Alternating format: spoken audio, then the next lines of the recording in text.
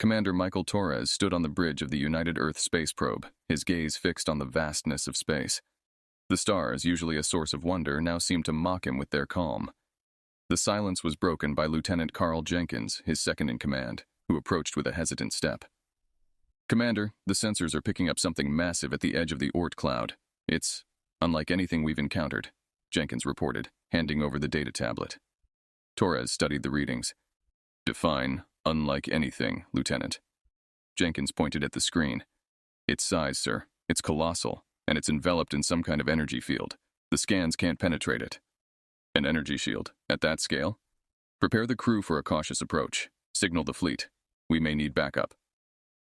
Torres and Jenkins assembled the senior officers in the strategy room. Among them were Chief Science Officer Dr. Rajiv Singh and Chief Engineer Ava Martinez. "Dr. Singh, your thoughts?" Torres asked as he activated the holographic display of the object.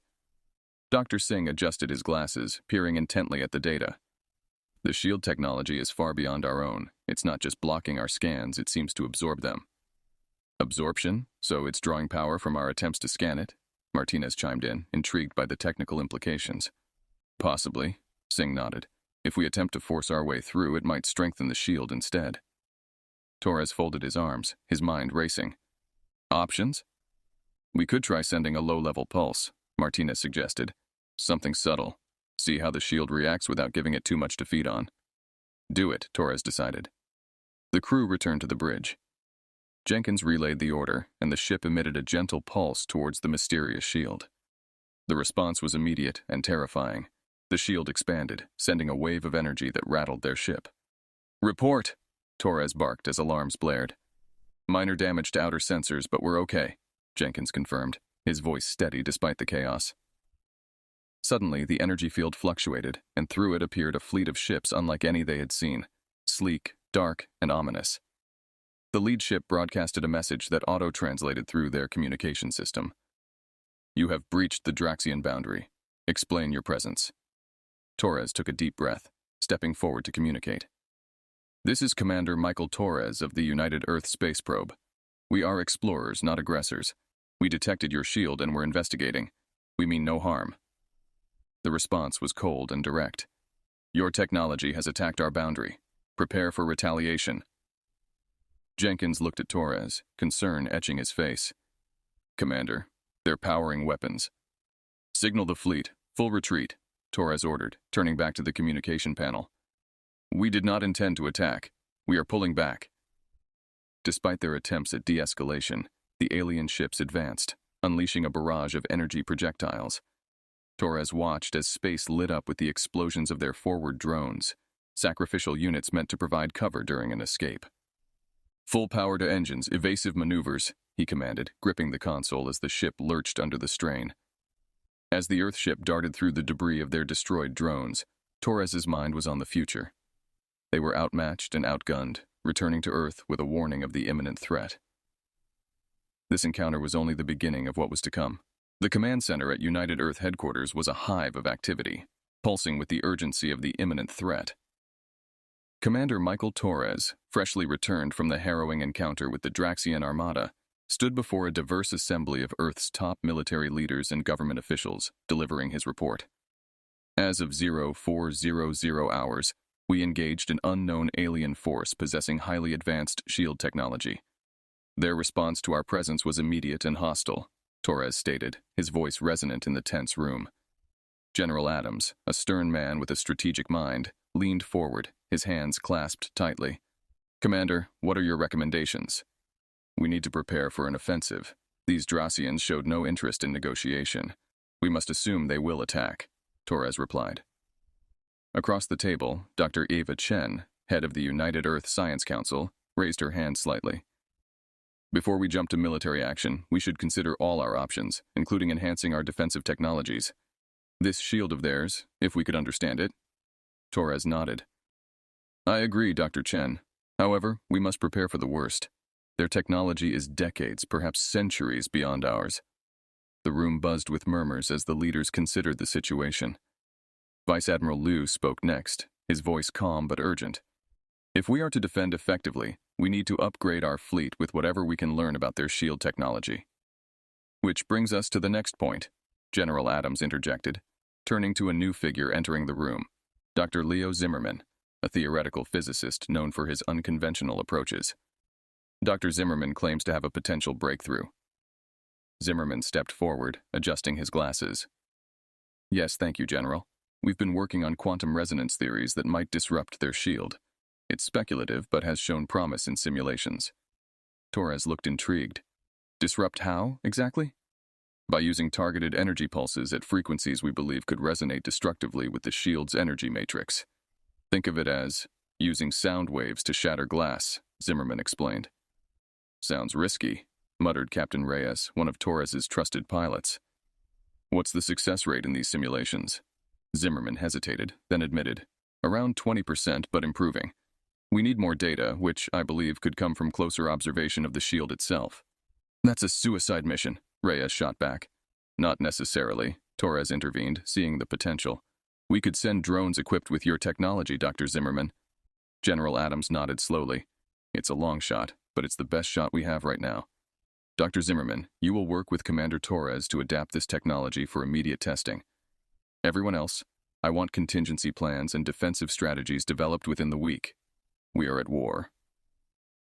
As the meeting adjourned, the room emptied with a mixture of determination and the heavy burden of impending conflict. Torres stayed back, speaking briefly with Zimmerman. Doctor, prepare your equipment. We'll outfit the drones by tomorrow, and let's hope your theory holds. Zimmerman, though aware of the gravity of the situation, allowed himself a small smile.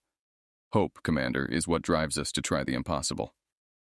With a nod, Torres left the room to prepare for what could either be humanity's greatest technological breakthrough or its most desperate battle. Commander Michael Torres stood on the bridge of the USS Vanguard, the flagship of the Earth Defense Coalition's fleet, watching as the final preparations for Operation Spearhead were underway. The operation was a high-risk attempt to test Dr. Zimmerman's phase cannon, a device designed to emit quantum resonance pulses that could potentially disrupt the Draxian shield. Dr. Zimmerman, are the phase cannons ready to deploy? Torres asked, his voice steady over the comm link. Yes, Commander. We've calibrated the cannons to the frequencies we theorized would be most effective. It's all theoretical until we test it against the actual shield, Zimmerman replied, his tone a mix of excitement and anxiety. Understood. Lieutenant Jenkins, set a course for the Draxian boundary. Maximum stealth, Torres ordered. Aye, Commander. Course set, Jenkins responded, maneuvering the Vanguard with precision. As the fleet approached the Draxian boundary, the tension among the crew was palpable. They were about to engage in a potentially groundbreaking or disastrous encounter. Torres addressed his crew. Everyone, this may be the most significant operation in human history. We carry not just the hopes of our world, but the responsibility to protect it. Stay sharp. The Draxian boundary soon loomed large before them, a shimmering wall of energy stretching across space. Torres gave the order. Dr. Zimmerman, initiate the phase cannon. A deep hum vibrated through the ship as the cannon charged. A beam of pulsating light shot from the Vanguard, striking the shield. The impact sight flickered, but the shield held firm. Adjust frequency to 7.9 gigahertz and fire again, Zimmerman directed, monitoring the feedback. The second shot hit, creating a visible distortion in the shield. The crew held their breath as the distortion grew, then stabilized. It's working, Commander. The shield is destabilizing at the point of impact, Zimmerman exclaimed. Prepare all ships to fire on my mark, Torres commanded, seizing the moment. The fleet unleashed a barrage of resonance pulses. The shield began to oscillate wildly. Then, with a burst of radiant energy, it ripped open, creating a breach. Jenkins, take us in, full speed. All ships, follow the Vanguard, Torres ordered. The fleet surged through the breach into Draxian space, a realm unseen by human eyes. The Draxians, caught off guard, scrambled their defenses. Commander, Draxian fighters approaching fast, Jenkins alerted. Engage defensive maneuvers, protect the fleet. We only need enough time to gather intel and pull back, Torres said, watching as the skirmish unfolded. The human ships danced through the Draxian onslaught, their improved defensive systems just enough to fend off the alien fighters. Meanwhile, drones deployed by the fleet gathered crucial data on Draxian technology and infrastructure. After intense minutes that felt like hours, Torres made the call. We have what we need. All units, retreat through the breach. The fleet withdrew back through the rip in the shield, which began to repair itself as they left Draxian space. Back on the other side, Torres sighed in relief. We did it. We breached their shield. This data will give us a fighting chance. Zimmerman, elated and exhausted, replied, And we've just begun, Commander. There's much more we can learn from this. As the fleet set course back to Earth, Torres looked out into space, knowing this was only the beginning of their struggle. Yet today, they had achieved the impossible, and that gave them hope. Hope that they could defend their world, learn from their enemies, and maybe, just maybe, find a way to peace. After their successful breach of the Draxian shield, Commander Michael Torres now faced the daunting task of penetrating deeper into enemy territory. The gathered intelligence revealed a complex network of power grids and communication hubs crucial to the Draxian infrastructure, which could provide key targets for sabotage to disrupt their war capabilities. Under the cover of darkness in space, a stealth shuttle carrying Torres and a select team of operatives approached a small, less defended Draxian outpost located on a remote asteroid. The team included Lieutenant Carl Jenkins, an expert in tactical operations, and Dr. Leo Zimmerman, whose knowledge of Draxian technology was indispensable. Remember, we're not here to engage in a full-scale battle. We hit their infrastructure, gather what information we can, and get out before they even know what hit them. Torres briefed his team as they neared the asteroid. The shuttle landed discreetly in a cavernous structure that appeared to be a natural part of the asteroid. The team disembarked, moving quickly and silently in the low gravity. Zimmerman handed out devices that scrambled Draxian sensors. These should keep us off their radar, but keep your movements minimal. The less energy we emit, the less likely we are to be detected, Zimmerman whispered. The team navigated through the dimly lit corridors of the outpost. They encountered minimal resistance, likely due to the Draxians' confidence in their outer defenses. Torres and Jenkins planted explosives at critical junctures of the outpost's power network, while Zimmerman downloaded data from their communication terminals. The operation was going smoothly until a sudden alarm blared throughout the compound. Change of plans. We've been spotted. Move to extraction point Bravo immediately, Torres commanded, his voice calm, yet urgent. The team retraced their steps, heading towards an alternative exit route. As they hastened their escape, Draxian soldiers appeared, blocking their path. A brief but intense firefight ensued. Jenkins and Torres provided cover fire while Zimmerman tried to open a sealed door that led to their extraction route. Almost there. Got it, Zimmerman exclaimed as the door slid open. The team sprinted through the door, with Torres throwing a last glance behind to ensure no one was left. They reached the shuttle, and as the engines roared to life, the outpost shook with the explosion of the charges they had set. Once safely away from the asteroid, Torres contacted Earth to report their success. We've inflicted significant damage and gathered valuable data on their communication patterns and technology, Torres reported, his face illuminated by the shuttle's control panel lights. Back at Earth's command center, General Adams and the rest of the military command were analyzing the data transmitted by Torres's team. This is invaluable, Torres. Great work. Your actions have given us more than just information. They've provided us a real shot at understanding and possibly overcoming the Draxian technology, General Adams responded, visibly pleased with the outcome. As the shuttle made its way back to the main fleet, Torres looked over to Jenkins and Zimmerman, nodding in approval. We're just getting started. Let's prepare for the next phase. We now know we can hurt them. It's time to turn the tide. The team's successful raid marked a crucial turning point, instilling a sense of confidence and a tactical advantage. As they rejoined the fleet, preparations began for their next strategic move, using the newly acquired knowledge to disrupt Draxian operations on a larger scale. With the data secured from the outpost raid, Commander Michael Torres and his team were able to pinpoint the location of a crucial Draxian facility, the core. The core was believed to be the central hub powering the Draxian shield and much of their empire's infrastructure. Striking at the heart of their power would be risky, but it was a chance to cripple the enemy significantly. The mission was clear, and the stakes were higher than ever. The team comprised Torres, Lieutenant Jenkins, Dr. Zimmerman, and in addition, Sergeant Maria Vasquez, a demolitions expert. Their target was deep within Draxian territory, necessitating a covert approach through heavily patrolled space.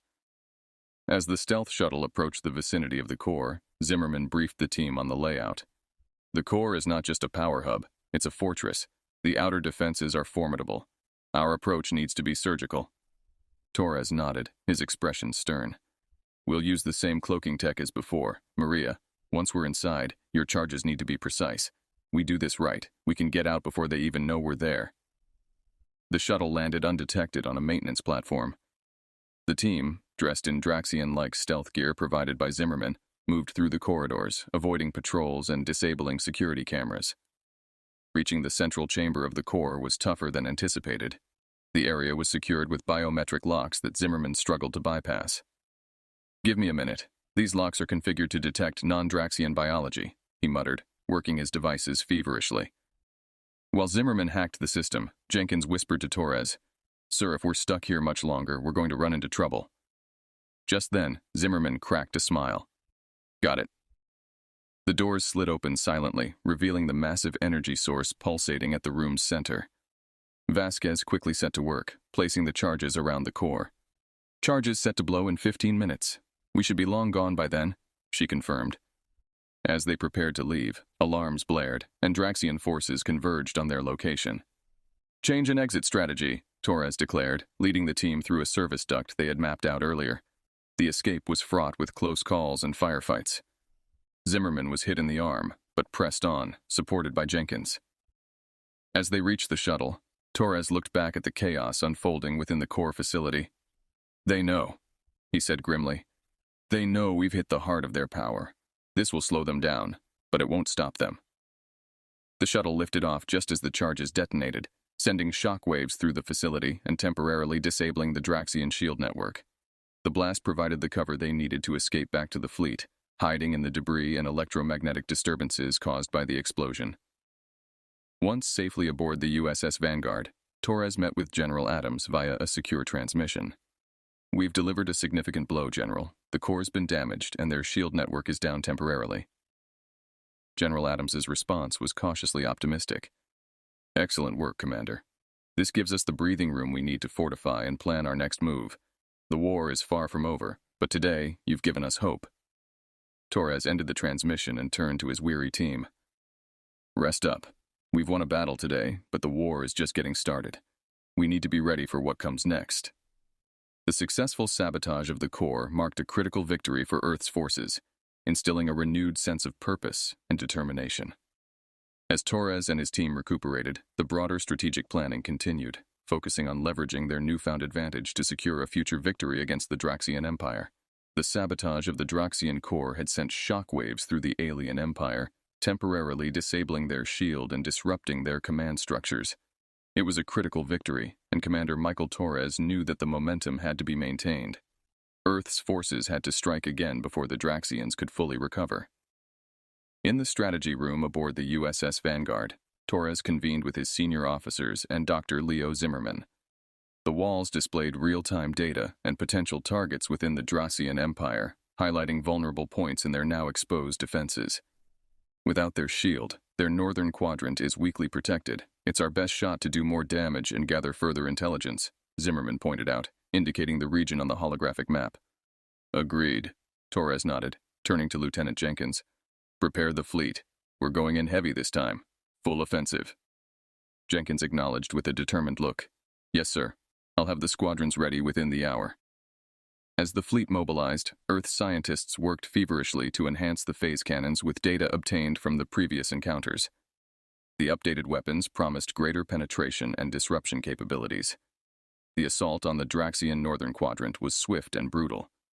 The human fleet, spearheaded by the Vanguard, launched a synchronized attack on military outposts, communication arrays, and supply depots. With their defenses scrambled, the Draxians struggled to mount an effective resistance.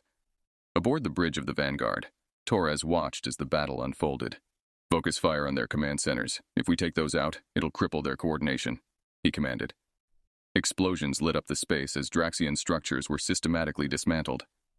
Amidst the chaos, a Draxian warship managed to flank the Vanguard, its cannons charging for a direct strike. "Brace for impact," Jenkins yelled. But before the Draxian ship could fire, it was obliterated by a salvo from an Earth cruiser, the Resolute. "Nice shot, Resolute," Torres said, a brief smile crossing his face amidst the tension. The operation was a success, but not without cost. Several Earth ships were lost and casualties were reported. Yet, the gains were undeniable, forcing the Draxians into a defensive posture they hadn't anticipated. After the battle, Torres convened a debriefing session, We've dealt them significant blows today, but we cannot underestimate their capacity to retaliate. We must continue to exploit their current disarray, he told his officers. General Adams joined the debriefing via hologram, his expression grave but approving. This was a decisive victory, Commander. Your actions have significantly shifted the balance of power. We now hold strategic advantage. It's crucial we maintain this offensive, pushing them further back, gaining more ground. The meeting ended with a clear directive to prepare for prolonged engagement.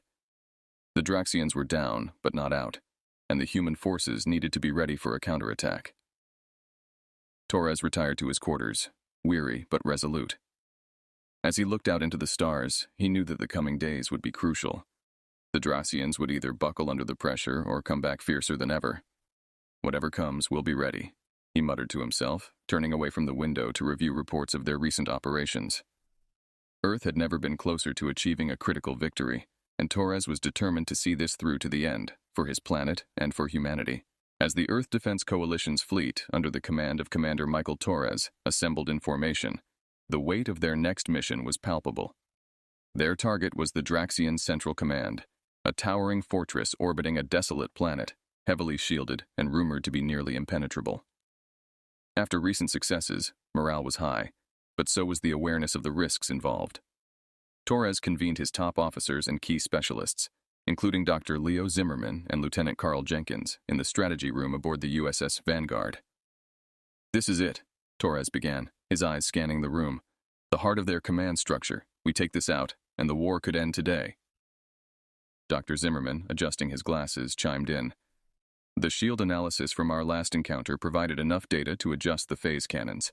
They're more potent now, but remember, timing and precision are critical. Understood, Dr. Zimmerman. We'll rely on your guidance for the strike, Torres replied, turning to Jenkins. Carl, prep the fleet. I want us moving in tight formation, minimal target profile, maximum defensive coverage.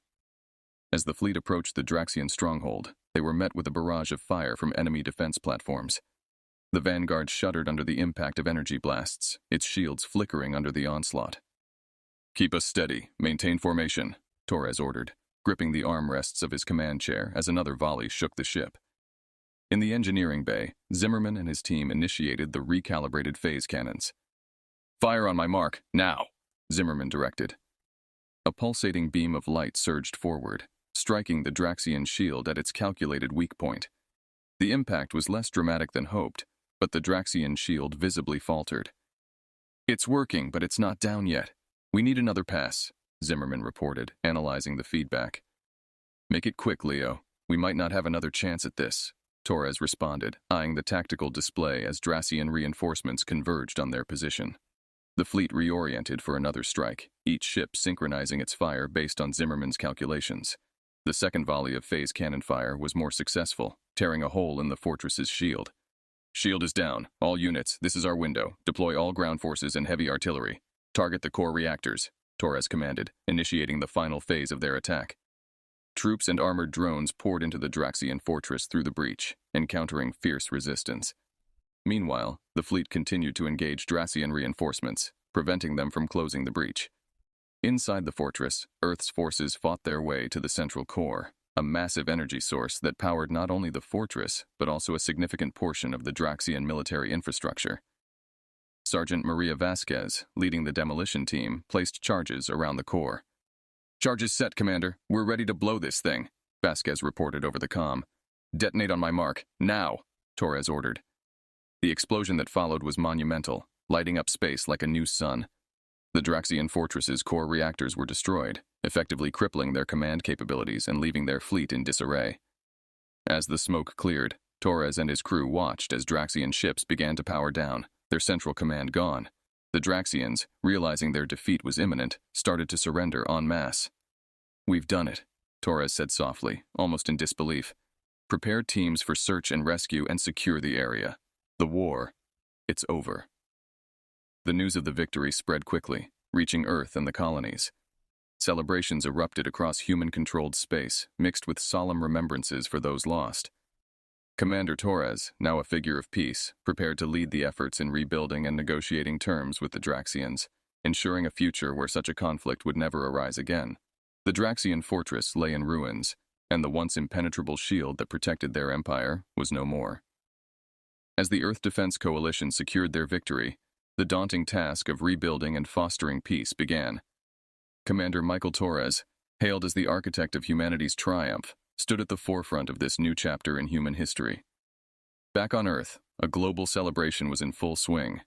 Cities lit up with fireworks, and people poured into the streets to commemorate the end of the war. But for Torres and his team, the work was far from over. They convened in the newly established United Earth Command Center to plan the next steps. General Adams, the Draxians are ready for formal negotiations, Torres reported during a high-level briefing.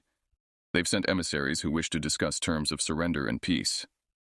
General Adams nodded, his stern face showing a rare hint of relief. Good. It's crucial that we handle this delicately. We need to ensure that they see us as partners in rebuilding, not conquerors. Dr. Leo Zimmerman, now a key advisor, added, "We also need to understand their technology fully. The shield, their energy systems. These could revolutionize our own capabilities if shared peacefully." "Agreed," Torres said. "I'll lead the delegation. We need to build trust from the ground up." A few days later, Torres and a select group of diplomats, scientists, and military advisors traveled to the designated neutral site for the negotiations. The location was symbolic, an abandoned space station at the border of Draxian and human space, a place that once symbolized isolation but now represented hope for unity. Torres stepped into the central chamber of the space station, greeted by the Draxian emissaries. Leading them was Artak, a high-ranking official whose demeanor was a mix of caution and respect. "Commander Torres, we meet under difficult circumstances, but I hope for a peaceful resolution," Artak began, his voice resonating through the chamber. Torres extended a hand, a gesture he hoped would convey goodwill. "Artak, we both have much to gain from peace. Let's put the past behind us and work towards a future where our species can coexist and learn from each other." The negotiations were lengthy and complex, covering terms of disarmament, territorial boundaries, and the exchange of technology. Both sides had their grievances, but a shared desire for peace gradually bridged the divide. Back on Earth, as the negotiations progressed, efforts to rebuild were already underway. Cities ravaged by the war were being reconstructed with the help of Draxian technology. Energy systems were upgraded, and new forms of communication were established, creating a more interconnected and resilient world. Months later, the peace treaty was signed. It marked the official end of hostilities and the beginning of an unprecedented era of cooperation. The treaty included clauses for scientific collaboration, cultural exchanges, and mutual defense agreements against any future threats. On the day the treaty was ratified, a grand ceremony was held at the United Earth Assembly Hall. Representatives from Earth and the Draxian Empire stood side by side, a visual testament to their new alliance. Commander Torres addressed the gathered crowd, his voice carrying the weight of both past trials and future hopes. "Today we stand at the dawn of a new era. The conflict that once divided us now unites us in our quest for peace and prosperity. We have shown that through courage and cooperation, even the most insurmountable barriers can be overcome. Together, we will build a future that honors the sacrifices of the past and embraces the limitless potential of what lies ahead." As the crowd erupted in applause, Torres felt a profound sense of fulfillment. The journey had been long and arduous, but the promise of a brighter future made it all worthwhile. The war had forged an unbreakable bond between two civilizations, proving that even in the darkest of times, unity and hope could light the way forward. In the years that followed, Earth and the Draxian Empire flourished together, exploring the stars and unlocking the mysteries of the universe. Commander Torres, now a revered figure in both worlds, continued to lead with wisdom and vision, ensuring that the lessons learned from their shared past would guide them toward a harmonious and prosperous future.